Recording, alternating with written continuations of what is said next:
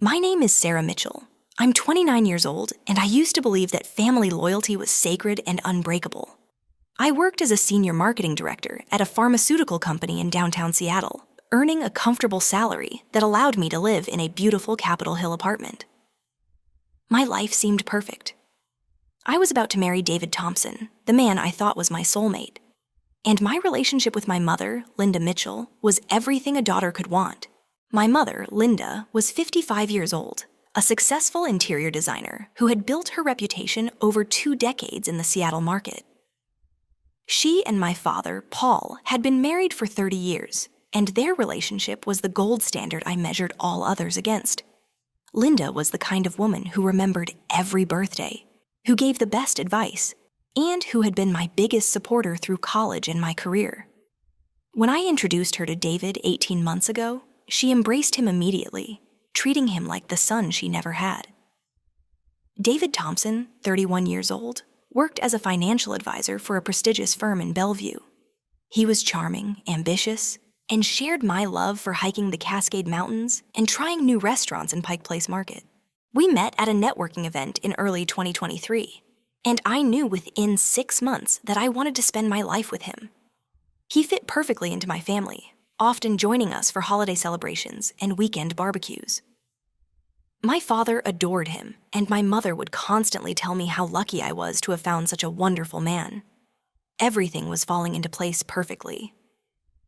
Our wedding was scheduled for a Saturday in September at the Fairmont Olympic Hotel with a reception overlooking Elliott Bay.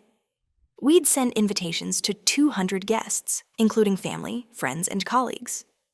I had spent a year planning every detail from the Pacific Northwest salmon dinner to the string quartet that would play during the ceremony. My best friend from college, Jessica, was my maid of honor, and David's brother was his best man. The rehearsal dinner was booked at Canlis, and we had already confirmed our honeymoon reservations in Tuscany. The night before our wedding, I was staying at the Four Seasons with my mother, going over final details, while the bridesmaids handled last-minute preparations. My father and David were at a different hotel, following the tradition of not seeing each other before the ceremony. Linda and I had ordered champagne and were sitting in my suite reviewing the timeline for the next day. She was helping me organize the wedding favors and making sure all the vendors had our contact information. Around 11:15 that night, my mother excused herself to take a call from what she said was a last-minute vendor issue, leaving her iPhone unlocked on the coffee table beside her champagne flute. I wasn't trying to snoop, but when a text notification appeared on her screen, I glanced over instinctively. What I saw destroyed everything I thought I knew about the 2 people I trusted most. The message was from David, sent at 11:12 p.m. It read, "Linda, last night was incredible. The way you felt in my arms was everything I've been dreaming about. I can't stop thinking about touching you. See you at the altar tomorrow, beautiful." Attached was an intimate photo that left no room for doubt. It was clearly the 2 of them together in what looked like a hotel room taken just hours earlier. In that moment, my entire world shattered. The man I was supposed to marry in less than 10 hours had been sleeping with my own mother. The woman who had raised me, who I had confided in about everything, had betrayed not only me, but also my father, who was probably at that very moment helping David prepare for what he thought would be the happiest day of his daughter's life. I sat there staring at that phone screen, feeling like I was drowning. My hands were trembling, but my mind became laser-focused. This wasn't some momentary lapse in judgment. The metadata on the photo showed it was taken at 10:23 p.m. the previous night, which meant they had planned this while I was at my bachelorette party with my bridesmaids at a wine bar in Fremont, toasting to my future happiness and making speeches about trust and love. When my mother returned from her call, I had already taken several screenshots with my own phone. Years of working in pharmaceutical marketing had taught me the importance of documentation and evidence-based presentations. I managed to keep my voice steady as I told her I was exhausted and needed to get some beauty sleep before the ceremony. She kissed my forehead and said, "Get some rest, sweetheart. Tomorrow is going to be the most beautiful day of your life." The irony was suffocating. After Linda left for her own room, I sat on the edge of the bed and let the full weight of the betrayal wash over me. I thought about all the subtle signs I had missed over the past few months. David had been working late more frequently, claiming he was pursuing new high-net-worth clients. My mother had been taking more design consultation trips to Portland, saying the market there was expanding. There had been knowing looks between them at family dinners, private conversations that seemed to exclude everyone else, and a new cologne that David wore that my mother had complimented a little too enthusiastically. I had dismissed every red flag because I trusted them completely. In my work, I was trained to analyze data, to identify market trends and consumer behavior patterns. But when it came to my personal life, I had been blind to the most obvious deception happening right under my nose. The betrayal wasn't just about the physical affair. It was about the calculated lies, the elaborate deception, and the fact that they were planning to let me walk down that aisle completely unaware of the truth. Instead of calling off the wedding immediately or confronting them in a rage, I made a decision that would define everything that followed. I was going to let them think they had succeeded right up until the moment when I would expose them in front of everyone who mattered to them. My background in marketing had taught me that the most effective campaigns required strategic planning and flawless execution. I spent the next 4 hours developing my strategy. First, I uploaded the screenshots to a secure cloud server that I controlled. Then I created a simple web page displaying the images and text messages, making sure it was hosted on a reliable server that could handle significant traffic. I generated a QR code that would direct anyone who scanned it to this web page designed to look innocent, like it might link to our wedding photos or a digital guest book. Using the hotel's business center, I printed 250 small cards with the QR code and a message that read, "Scan for an exclusive surprise from the bride and groom." I knew that wedding guests always loved behind-the-scenes content, especially if they thought they were getting special access to something personal. The cards looked professional and elegant, exactly the kind of modern touch that couples include in their wedding programs. Next, I called my attorney, Rebecca Chen, despite it being nearly 3 o'clock in the morning. Rebecca had handled my employment contracts and real estate transactions, and she was someone I could trust implicitly. She answered on the second ring, and despite the hour, she listened carefully as I explained the situation. "Sarah," she said, "I'm devastated this happened to you, but I'm impressed by how clearly you're thinking. Obviously, don't sign any marriage documents tomorrow. What you're planning is completely legal. It's your property, your evidence, and your wedding. You have every right to share information about your own situation. Ready for the next section when you are." Rebecca also advised me to document everything with timestamps and offered to attend the wedding as my legal observer, positioning herself among the guests in case the situation became legally complicated. "Sometimes," she said, "the truth is the most powerful weapon you can wield."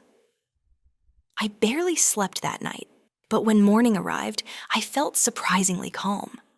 I showered, had my hair and makeup done, and put on my custom Vera Wang gown.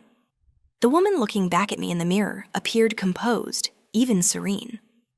I had spent years building my reputation as someone who could handle pressure, who could launch successful campaigns under impossible deadlines, and who always delivered results. Today would be the ultimate test of those skills. At the Fairmont Olympic, everything proceeded exactly as planned.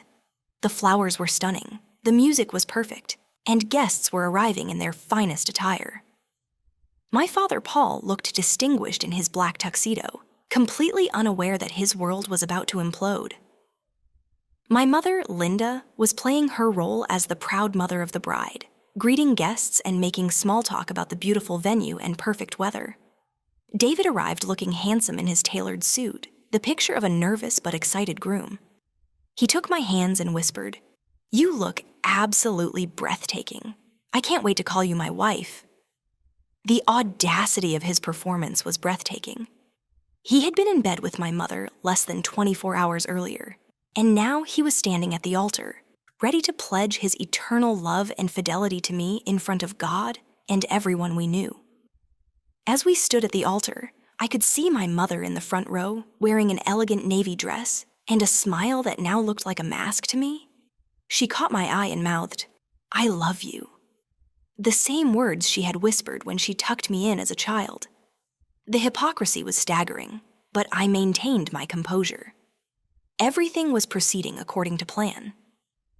Reverend Martinez began the ceremony with traditional opening words, and I could feel the attention of 200 guests focused on us. The attendees included my entire extended family, David's relatives from California, colleagues from both our companies, and friends we had made over the years. My college roommate, Jessica, was standing beside me as my maid of honor, completely unaware of what was about to unfold. During the first part of the ceremony, I had arranged for my wedding coordinator, Amanda, to begin distributing the QR code cards to the guests. Amanda had coordinated dozens of high-end weddings at the Fairmont and was known for her discretion and professionalism. I had told her the cards were a special surprise element for the reception, and she had agreed to distribute them quietly during the opening remarks. I watched discreetly as Amanda moved through the rows of guests, handing cards to small groups. My Uncle Robert from Portland scanned his immediately, and I saw his expression change from curiosity to confusion to absolute horror. My college friend Maria looked at her phone screen and gasped audibly. My boss from the pharmaceutical company, Dr. Williams, went pale and showed his screen to his wife, who covered her mouth in shock. The ripple effect was mesmerizing to observe. Within minutes, nearly every guest had their phone out, and the atmosphere began to shift dramatically. There were urgent whispered conversations, shocked expressions, and people discreetly showing their screens to others who hadn't received cards yet. The evidence was spreading through the congregation like wildfire. But the ceremony continued. Reverend Martinez was delivering his homily about love, commitment, and trust when I noticed David's aunt showing her phone to his mother, who let out a small cry before covering her face with her hands. My father Paul was sitting in the front row, and when my cousin handed him a card, I watched him scan it with the same curious smile he had worn moments before. The smile vanished instantly, replaced by an expression of devastation and rage that I had never seen before. David was still facing forward, focused on the Reverend's words about sacred vows and lifelong commitment. He hadn't noticed the growing chaos behind him. My mother, Linda, was beginning to look uncomfortable as she observed people around her checking their phones and whispering frantically to each other. She leaned over to my father and whispered something, but he pulled away from her sharply, his face now red with fury. The moment I had been waiting for finally arrived. Reverend Martinez reached the part of the ceremony where he asks, "If anyone objects to the union, if any person can show just cause why Sarah and David may not be joined together in holy matrimony, let them speak now or forever hold their peace." I stepped forward and gently took the microphone from the Reverend. The ballroom fell completely silent except for the sound of my own heartbeat. I looked directly at David, then at my mother, then at the congregation filled with people who had just discovered the evidence of their betrayal. "Yes," I said, my voice steady and clear. "I have something to say." David turned to face me, and I could see the exact moment when he realized something was catastrophically wrong. His face went from confusion to recognition to pure terror as he noticed the expressions of the guests behind him. My mother, Linda, half rose from her seat, her face now white with panic as she understood that her secret was no longer secret. "I loved you, David," I continued, speaking directly to him. "I loved you with everything I had, and I trusted you with my future, my heart, and my family. And Mom," I turned to face her, "I looked up to you my entire life. You were my role model, my confidant, the woman who taught me about strength and integrity." The ballroom was so quiet you could hear the waves against the pier outside. Even the children had stopped moving. Everyone was hanging on every word, and I could feel the weight of the moment. "But the deepest betrayal demands the highest accountability," I said, my voice still calm, but carrying the full weight of my pain and fury. "Last night, I discovered that the two people I trusted most in the world have been lying to me, deceiving me, and planning to let me walk down this aisle completely unaware of their deception." David tried to speak, but no words came out. My mother was now standing, her hands shaking as she tried to figure out how to salvage the situation. My father, Paul, was also on his feet, not from panic but from rage, finally understanding why his wife had been so distant and secretive. The evidence is clear and undeniable, I continued. And since both of you chose to make a mockery of this sacred ceremony, I thought it was only fitting that the truth be revealed in the same public forum where you planned to complete your deception. I gestured to the congregation, where nearly everyone was now holding their phones, having seen the explicit messages and photos that proved the affair beyond any doubt. The proof was irrefutable, time-stamped, and devastating in its clarity. "This wedding is over," I announced, "and so are our relationships, both of them." The chaos that erupted was unlike anything I had ever witnessed. Guests were shouting questions. David was stammering denials that no one believed, and my mother was crying hysterically. My father was pushing through the crowd, not to reach me, but to confront my mother. But I was already walking down the aisle, my head held high, leaving behind the two people who had destroyed my trust and my family. I walked out of the Fairmont Olympic Hotel and into the crisp September air, feeling a strange sense of liberation that I hadn't expected. Behind me, I could hear the chaos continuing to unfold. David pleading for explanations, my mother sobbing, and my father's voice rising above the din as he confronted his wife of 30 years. My maid of honor, Jessica, caught up with me outside the hotel. "Sarah, oh my God," she said, still processing what had happened. "I can't believe they did that to you. How are you even standing right now?" I looked at her and realized that for the first time in months, I felt completely honest about my situation. "I'm better than I've been in a long time," I told her. "The truth has a way of setting you free, even when it destroys everything you thought you knew." Within hours, the story had spread far beyond the walls of the Fairmont Olympic. Several guests had shared the evidence on social media, and by Sunday evening, the story was trending across multiple platforms. The local Seattle news stations picked it up by Monday morning, and by Tuesday, I was fielding calls from national media outlets wanting to interview me about the wedding that had gone viral for all the wrong reasons. I declined most interview requests, but I did speak with one reporter from the Seattle Times who had covered healthcare industry stories involving my company. I kept my comments brief and dignified. I believe in the truth, and I believe that people have the right to know who they're really dealing with, especially when it comes to matters of trust and family. The professional consequences for David and my mother were swift and severe.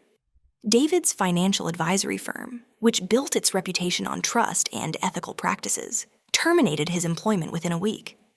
The scandal had become so widely known that having him associated with their brand was considered a major liability. My mother's interior design business suffered even more dramatically. In an industry built entirely on personal relationships and referrals, her reputation was essentially destroyed overnight. Several major clients canceled their projects, and her business partner of 8 years dissolved their partnership. My father, Paul, filed for divorce within 10 days of the wedding incident. After 30 years of marriage, he told me that the public humiliation and violation of trust were unforgivable. "I might have been able to work through a private affair," he said during one of our long conversations. "But the fact that she was willing to destroy her own daughter's life, and that she planned to let you marry him knowing what they had done, that's something I can never get past." The legal proceedings were handled efficiently by Rebecca Chen, who had prepared for exactly this scenario. Since the marriage had never been legally completed, there were no divorce proceedings necessary between David and me. However, there were significant financial matters to resolve. I had paid for most of the wedding expenses, including the venue, catering, and honeymoon reservations. While I couldn't recover all the money, Rebecca was able to negotiate settlements that covered most of my losses. More importantly, Rebecca helped me protect my assets and ensure that David had no legal claim to any of my property or savings. The prenuptial agreement we had signed became meaningless since the marriage never occurred, but it had served its purpose in documenting our separate finances. The aftermath wasn't easy, but it was cleaner than I had expected. I took 3 weeks off from work to process everything and deal with the media attention. My company was incredibly supportive, with Dr. Williams telling me that he admired how I had handled the situation. "You showed real courage," he said. Not everyone would have had the strength to expose the truth like that. 6 months after the wedding incident, I made a decision that surprised even me. I accepted a position with a biotechnology startup in San Francisco. The opportunity had come through a professional connection, and the timing felt perfect. I needed a fresh start away from the memories and the whispers that still followed me around Seattle. San Francisco offered me a vice president of marketing position with equity in a promising company working on breakthrough cancer treatments. The work was meaningful, challenging, and gave me the chance to build something important from the ground up. Before I left Seattle, I had one final conversation with my mother. She had been trying to reach me for months, but I had refused to take her calls. Finally, she appeared at my apartment on a rainy Saturday morning, looking older and more broken than I had ever seen her. "Sarah," she said, "I know I can't undo what I did, but I need you to know that I'm sorry. I destroyed everything that mattered to me, and I'll regret it for the rest of my life." I looked at her standing there in my doorway, this woman who had been my hero for 29 years, and I felt something I hadn't expected to feel. "Mom," I said, "I forgive you. Not because you deserve it, but because carrying this anger is exhausting, and I have better things to do with my life." A year later, I was settled in San Francisco, working on projects that could genuinely change people's lives, and surrounded by colleagues who knew nothing about my past except what I chose to share. I had started dating again, taking things very slowly, and being extremely careful about trust. The experience had taught me valuable lessons about reading people and recognizing warning signs, skills that proved useful both personally and professionally. I heard through my father that David had moved back to California to work for his family's small accounting firm, and that my mother had taken a part-time job at a furniture store. Their affair had ended almost immediately after the wedding incident, apparently unable to survive the harsh light of public scrutiny and mutual blame. The scandal that had brought them together had ultimately destroyed them both.